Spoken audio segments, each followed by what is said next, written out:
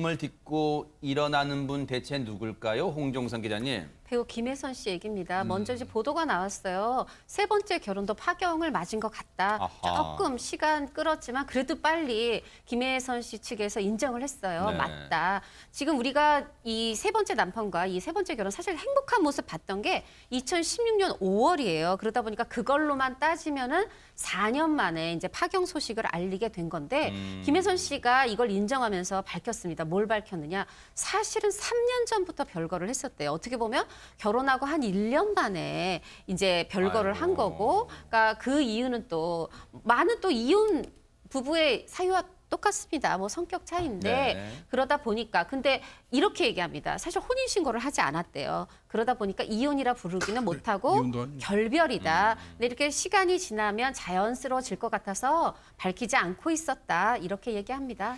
사실 이인철 변호사님. 네. 요즘 사회에서는 이혼은 흠결은 아닙니다. 하지만 이제 많은 분들이 김혜선 씨를 사랑하고 응원했기에 안타까운 마음이 느껴지는 것 같아요. 그러니까 이제 세 번째 결혼이니까 이번 결혼은 정말 행복하게 잘 살아야지. 본인도 그렇게 결심한 것 같고 주변 사람들도 많이 응원을 했거든요. 그래서 이제 신혼집까지도 공개를 했고 남편이 사업을 하는데 남편 회사의 공동대표까지 등재가 됐어요. 그것은 남편을 그만큼 의지하고 믿는다는 하나의 징표가 될 수가 있거든요. 네. 그럼에도 불구하고 4년 만에 파경을 이뤘죠. 물론 이혼은 법적으로 이혼은 아니라 이거 사실혼은 해소라고 합니다. 혼인신고 안 했기 때문에. 어찌됐건 이렇게 결별해서 굉장히 지금 안타까운 사건입니다. 근데 아마 많은 분들이 기억하실 거예요. 세 번째 결혼을 발표할 때 본인이 그런 얘기를 했습니다. 최대미 변호사님, 살면서 참 많은 우여곡절을 겪었다. 근데 이번에 우여곡절 하나가 더 추가되는 거예요. 참 안타깝습니다. 그렇죠. 그러니까 앞서서 말씀하셨지만 1995년에 첫 번째 결혼했다가 8년 만에 이혼을 했고 2004년에 두 번째 결혼을 했다가 3년 만에 남편 빚을 떠안고 이혼을 했습니다. 그리고 세 번째 결혼을 이제 최근에 파경을 맞은 건데 김혜선 씨가 2017년도에 첫 이혼이 너무 힘들었다. 근데 두 번째 이혼은 첫 번째 이혼보다 더 힘들었다. 이렇게 밝힌 적이 있어요. 네. 두 번 이혼하고 나서 우울증에 정말 극도로 시달렸고 가정 불화로 인해서 두 번째 결혼 생활 중에는 죽어버리고 싶다는 아이고, 생각까지도 세상에. 한 적이 있다라고 하니까 그동안에 참 우여곡절이 많았다는 거를 짐작할 수 그러네요. 있습니다. 김혜선 씨가요. 두 번째 이혼이 첫 번째 이혼보다 더 힘들었다고 밝힌 데는 그만한 이유가 있었답니다. 한번 들어보시고 이어가 보도록 하겠습니다.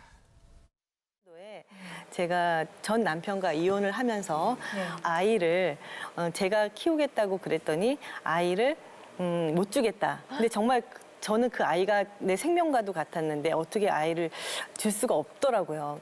근데 저한테 조건이 자기의 빚을 저한테 떠맡기면서 아이를 네가 키워라. 그래서 저는 두 말 안 하고 정말 너무 그게 너무 기뻐서 잠깐 생각도 안 하고 좋다. 얼른 바로 거기에 도장을 찍어서 제가 그 빚을 떠안았어요. 그래서 그거에 대해서 저는 지금도 후회하진 않지만 그러면서 그 전 채무가 이제 7억이 된 거예요. 7억이라는 그 금액이 있어서 제가 그거를 매달 이자를 1,600만 원씩 달라고 그거를 그래서 그게 이제 사채를 썼던 모양이에요. 근데 그 빚을 저는 겁없이 끌어안았죠. 그래서 정말 너무 힘들어가지고 피가 마르는 거예요. 다달이. 왜냐하면 조금만 늦으면 하루 이틀만 늦으면 100통화씩 문자들이 오고 정말 새벽에도 문자가 와서 정말 그 간이 정말 쪼그라들 정도로 다 들어가는 거예요. 김복준 의원님, 예. 어떻게 이럴 수가 있어요? 애를 키우려면 내 빚을 떠안고 가라? 어떻게 이런 말을 할 수가 있습니까? 일단은 기본적으로 아버지의 자세는 아니죠. 그런 사람한테 아버지라고 부르겠습니까? 이 순간 이후로 아마 많이 이제 비난받을 것 같은 생각이 들고요.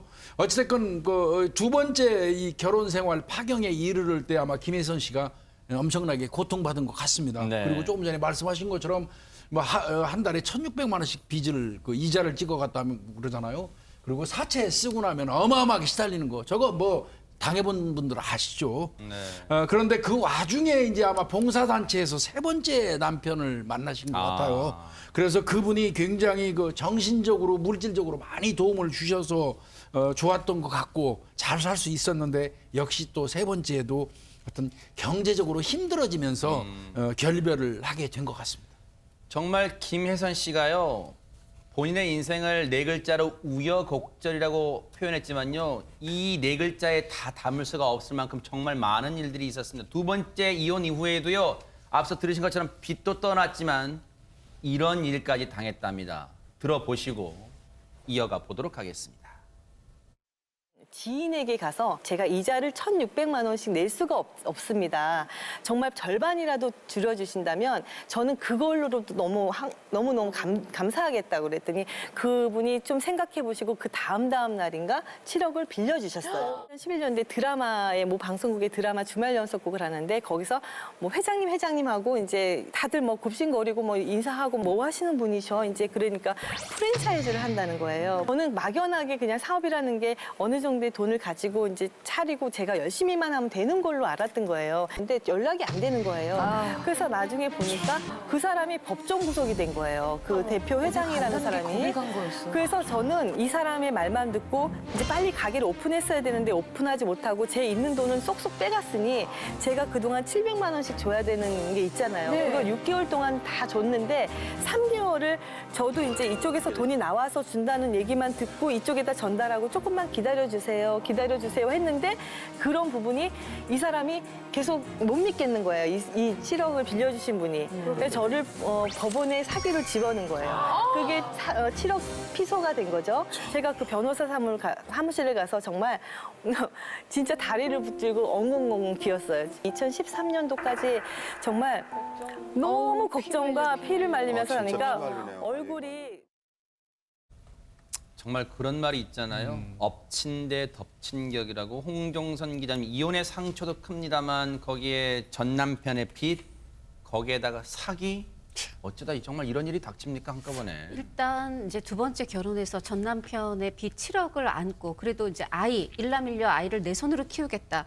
저는 이건 엄마로서 굉장히 훌륭한 선택이었다고 생각이 들어요. 그런데 저는 조금 아쉬웠던 건 한 달에 1,600만 원 이자가 너무 많아서 저 이거 못 내겠습니다 하니까 지인이 이렇게 엄청 큰 돈이죠. 7억을 빌려줬는데 차라리 그때 그 7억을 그냥 그 1,600만 원 이자 내는 빚을 갚았어야 됐습니다. 근데 사람 마음이 내가 이거 프랜차이즈 사업해 하면 이자도 내면서 이분 빚도 언젠가 갚아야 되는 7억이잖아요. 그러다 보니까 이 빚도 갚고 이 빚도 갚을 수 있지 않을까 하고 어떻게 보면 잘해보려고 했지만 결국은 그게 5억 원 사기를 당하게 된 거잖아요. 그러다 보니까 양쪽의 빚이 이제 더 배로 늘어나는 상황이 됐고 이게 23억 원까지 간 거예요. 그래서 결국 이게 이제 회생하려고 했지만 2년 동안 회생하려다 안 돼서 결국 이제 파산 신청까지 가게 된 건데요. 김희선 씨가 본인 어떤 잘못도 있지만 사람들로 사기도 당하고 결혼도 이렇게 힘들었고 하면서 불신이 생긴 거예요. 사람들에 대한 불신이. 그래서 누군가가 지금 자기한테 잘해주고 만나자 하면 이런 생각이 든다고 그래요. 왜 나한테 만나자 그러지? 나한테 또 뭐 사기 치려고 하나? 이런 저는 김혜선 씨한테 그런 마음에 불신이 생긴 게 더 안타까운 또 생각도 듭니다. 네. 2018년에 김혜선 씨가 급기야 파산 신청을 해서 빚이 23억 원에 육박됐습니다.